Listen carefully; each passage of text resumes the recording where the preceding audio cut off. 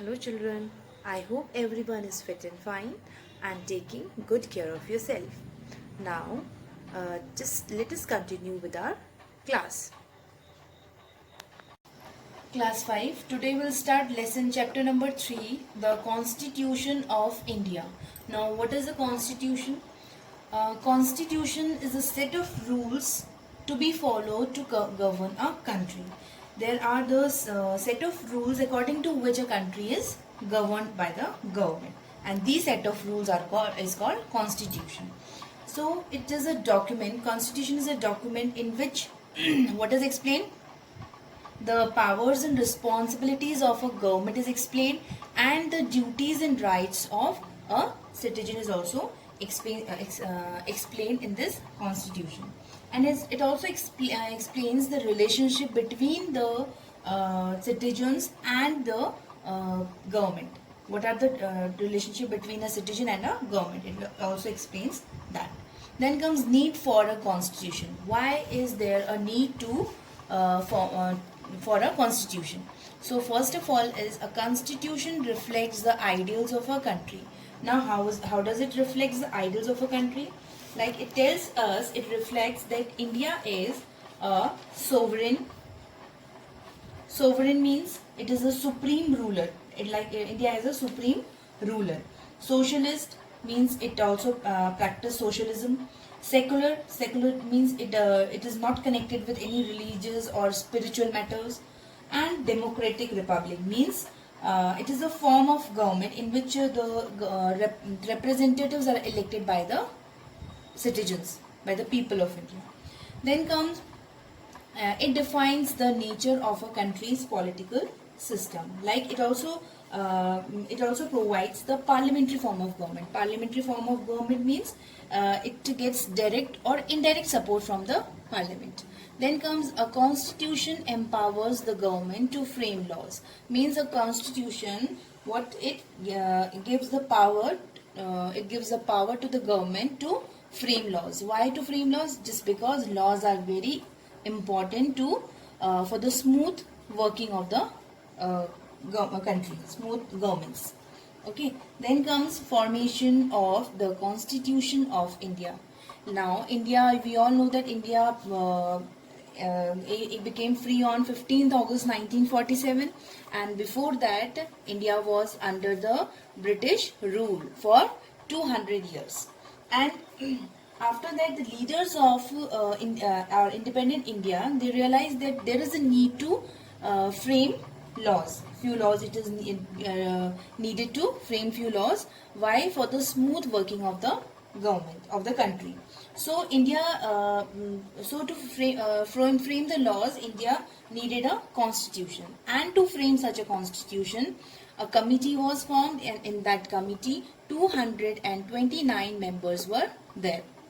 And this committee was called Constituent Assembly. This committee was called Constituent Assembly, and in that assembly, Constituent Assembly, Dr. Rajendra Prasad was elected as the president. Dr. Rajendra Prasad was elected as the president of the Constituent Assembly.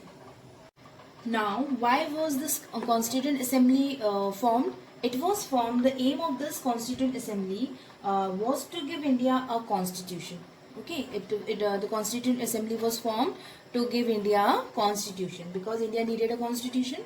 That is why this Constituent Assembly was formed, and this could so that it could fulfill the ideas and ideals of the people of the country.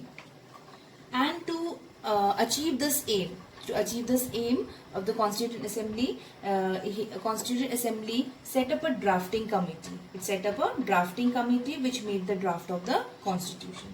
And in that drafting committee, Dr. B.R. Ambedkar was the chairman. Dr. B.R. Ambedkar was the chairman of the drafting committee. Chairman of the drafting committee.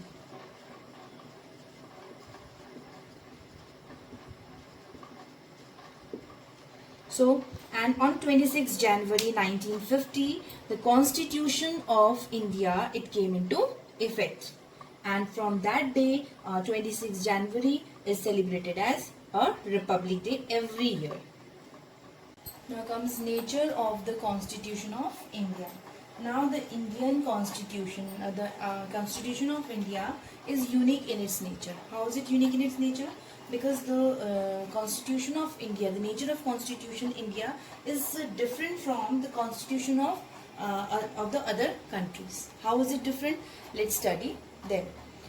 Number one is the Indian Constitution. The Constitution of India is the lengthiest constitution. It is the lengthiest constitution among all the constitutions of the world. All the written constitution that is there in the world, among them, the Indian Constitution is the lengthiest.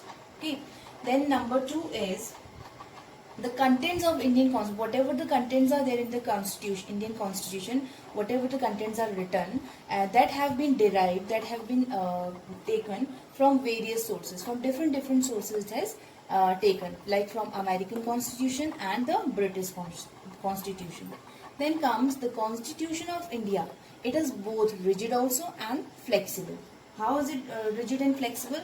Because the changes, it can make changes, small changes it can make in the can be made in the Constitution, but for some of the changes it needs what special number of votes. Okay, number of votes are needed to change for some other changes.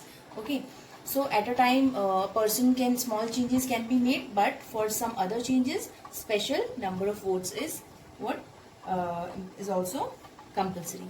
Then comes, it provides for a government that works on 3 levels. It also, the Constitution of India provides a government, and that government work on 3 levels, that is the central level, the state level and the local level.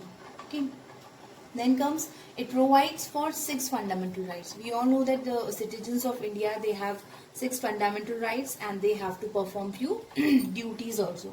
So the Indian Constitution provides for 6 fundamental rights. We have 6 fundamental rights which is given to us by the government, along with 11 fundamental duties. And apart from that, 11 fundamental duties are also we have to perform. Okay. Then after that, it establishes an independent judiciary. Means it also establishes a judiciary that should be independent from other branches of the government. Then it provides for universal adult franchise. Now what is universal adult franchise? Universal adult franchise means every person who is 18 years of age or above, they has been given right to vote. They can vote. Means who are 18 years of age or above, they can vote without any discrimination, whether they are of different gender, they are of different caste, sex, religion, race, etc. So this much for today. Now we will continue with the remaining topics of this lesson in the next video. This much for today. Thank you.